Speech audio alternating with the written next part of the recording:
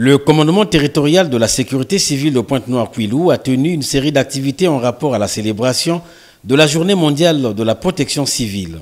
Des activités initiées et placées sous la bannière du commandant Janet Wolfon Somi, commandant territorial de la sécurité civile Pointe-Noire-Quilou. Le 29 février dernier, soit la veille de la journée dédiée à cette célébration, les sapeurs-pompiers relevant du commandement territorial de la sécurité civile de Pointe-Noire-Quilou ont visité les installations de la station d'observation météorologique de la SECNA à l'aéroport international Antonio Agostinho Neto de Pointe-Noire. Ici, ils ont suivi avec attention les explications techniques de Martin Moussaou, chef de l'unité météo de la SECNA Pointe-Noire. Pour plus de compréhension, quelques questions ont été posées au chef de l'unité qui d'ailleurs a donné des réponses précises.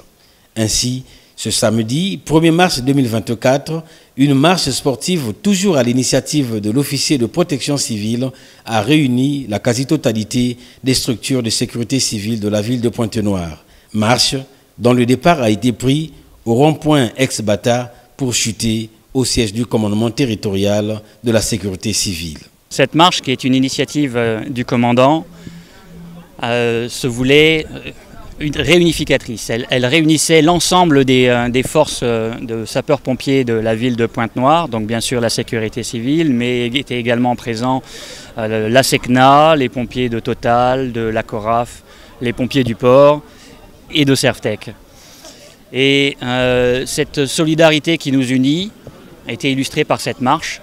Effectivement, lorsqu'il y a de gros sinistres dans la ville, on se retrouve tous ensemble pour lutter ensemble, pour essayer de lutter contre les pires situations. Cette marche n'est qu'un maillon de la chaîne des activités retenues. Le thème de cette célébration, c'est les technologies innovantes au service de la protection civile. Le monde est en train d'évoluer et nous travaillons plus sur le numérique, donc il y a pas mal d'avancées technologiques. C'était d'ailleurs notre objet de visite des installations de météorologie. Là-bas, on peut savoir comment le temps va évoluer, s'il va faire chaud, s'il va pleuvoir, est-ce que la phase là, ça sera une phase de pluie diluvienne. Une fois qu'on a ces informations-là, ça nous permet, nous, sécurité civile, de prévenir les populations. Nous avons aussi regardé qu'à ce niveau-là, il y a des véhicules qui sont automatiques, réduisant les effectifs d'intervention. Une célébration bien réussie, comme le souhaitait si bien le commandant territorial de la sécurité civile de Pointe-Noire, Quilou.